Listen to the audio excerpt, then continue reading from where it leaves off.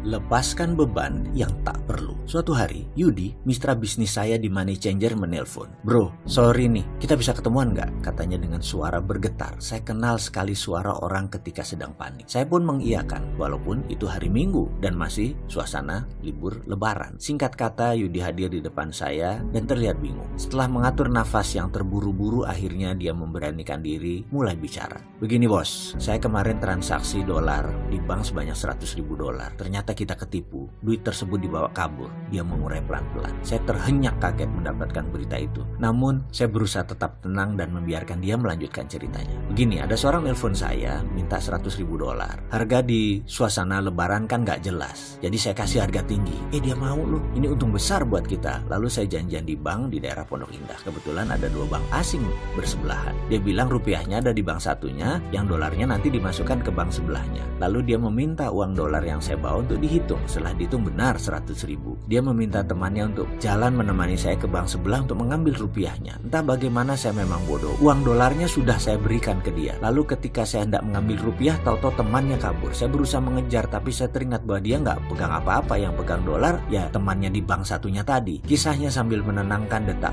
jantungnya yang galau. Saya tak banyak berpikir. Yang saya fokuskan hanya bagaimana uang tersebut bisa kembali. Yang saya minta tentunya dia bertanggung jawab. Dia berkata, "Saya bertanggung jawab. Saya akan cari sana sini, dan kalau nggak bisa juga ya saya pinjam orang tua saya." Kata-kata tersebut membuat saya tenang. Saya tahu ayahnya memiliki kemampuan untuk angka tersebut. Namun di kepala saya terbersit kemungkinan yang berat terlaksana. Masalah itu bukan uang saya. Dari perputaran uang tersebut ada lebih 60 orang yang mempercayai keuangannya dikelola oleh saya dalam Money Changer tersebut. Jadi saya rasa kehilangan uang tersebut harus saya laporkan. Tapi apakah kira-kira Yudi bisa membayar tanpa perlu saya melaporkan kejadian ini kepada pemilik? Saya optimis, saya bisa selesaikan dengan cepat. Saya yakin Yudi berkomitmen dengan kata-katanya. Tahu nggak apa yang terjadi? Setelah itu Yudi hilang di telan bumi. Dia pergi tanpa tanggung jawab, menghilang. Kata orang dia pindah ke Sulawesi Tengah. Tanpa pesan, tinggallah saya menahan marah tak terhingga. Saya harus menghadapi para pemilik modal dan pastinya saya harus bertanggung jawab mengembalikan uang mereka. Hal ini membuat hati saya terluka, kesal, kecewa, marah.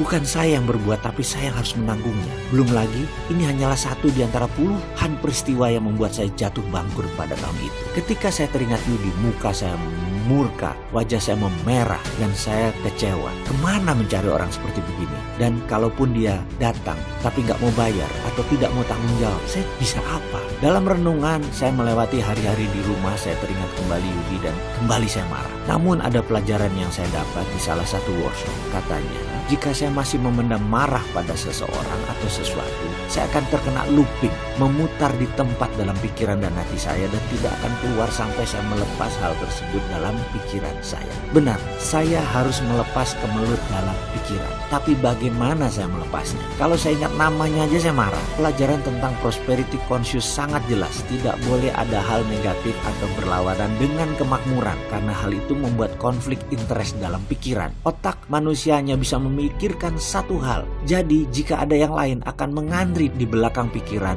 yang sedang difokuskan. Bagaimana uang bisa datang kalau yang di depan adalah kemarahan terhadap Yudi? Kalau mengikuti materi prosperity conscious, saya harus memaafkan Yudi. Ya, sekali lagi, memaafkan, mencintai, dan mendoakan dirinya sukses selalu. Ini pelajaran gila menurut saya. Saya harus mengasihi sampai benar-benar tulus kepada orang yang melukai diri saya. Ego saya mengatakan saya tidak akan pernah bisa memaafkan pengecut ini. Tapi di sisi lain batin saya mengatakan saya ingin hidup damai dan penuh kemudahan. Untungnya saya bukan orang yang rumit. Untungnya saya bukan orang yang senang susah. Saya lebih baik berdamai dengan diri sendiri. Poinnya begini, bayangkan saya di hadapan Anda. Lalu saya meminta Anda mengangkat kedua belah tangan Anda, telapaknya menengadah ke atas. Di tangan saya ada satu buah bolpen dan satu buah ponsel. Bolpen saya letakkan di tangan kiri Anda. Ponsel saya letakkan di tangan kanan Anda. Dan kemudian saya akan bertanya kepada Anda sahabat, mana yang lebih berat? Anda pasti mengatakan ponsel di tangan kanan yang lebih berat. Lalu saya angkat ponsel tersebut dan saya letakkan di meja. Bolpen masih di tangan kiri Anda. Lalu saya bertanya sekali lagi kepada Anda sahabat, bolpen ini ringan kan daripada ponsel? Anda pasti jawab benar. Lalu saya akan bertanya, bagaimana jika bolpen di tangan kiri ini Anda pegang 5 jam ke depan? Apakah bisa? Tentu Anda akan bilang, Berat menahan bolpen selama 5 jam di tangan. Pertanyaan saya adalah, yang berat itu bolpennya atau lamanya? Anda pasti menjawab lamanya. Nah, inilah yang saya maksud dengan masalah saya tadi. Jika saya menggenggam terus kemarahan dengan Yudi, maka semakin diulang semakin memberat. Semakin lama saya pegang semakin berat. Saat itu juga saya memutuskan untuk menjalankan apa yang saya pelajari, yaitu forgiving of others. Saya memutuskan untuk mencintai Yudi dengan tulus dan utuh. Saya bawa dalam doa. Setiap saat saya teringat Yudi, saya doakan dia. Saya lupakan semua peristiwa yang telah dia lakukan. Saya lupa berapa lama saya melakukannya. Saya hanya ingat yang ada hanya ketulusan. Saya sudah mengikhlaskan semuanya. Suatu hari ada telepon di ujung jauh. Waktu itu belum ada handphone, masih handphone rumah. Handphone rumah berbunyi. Ternyata Yudi menghubungi saya. Dia meminta saya menyempatkan waktu bertemu ayahnya yang sedang sekarat di rumah sakit di Bilangan Cempaka Putih, Jakarta. Saya mendengar keseriusan suaranya dan saya pun setuju mengunjungi ayahnya yang kala itu di ICU.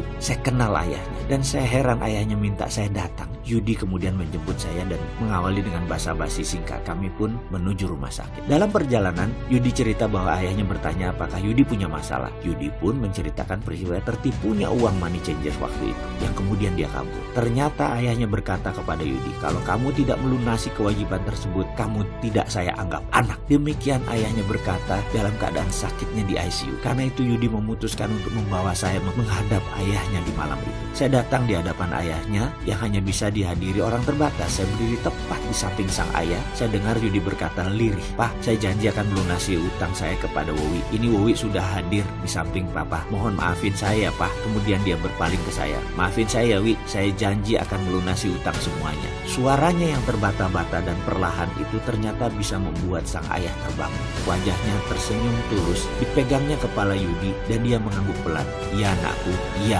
katanya. Lalu dia mengangkat wajahnya ke atas dan Allahu Akbar, dia mengatakan sebuah kata dan ternyata itu adalah kata-kata terakhir karena dia menghembuskan nafas terakhirnya di hadapan saya dan Yudi. Saya lemas. Yudi tersungkur. Tak lama kemudian seluruh tim medis dan keluarga mengambil alih suasana. Saya menatap Yudi yang terdiam, kemudian saya tertunduk. Ya Allah, inilah kekuatan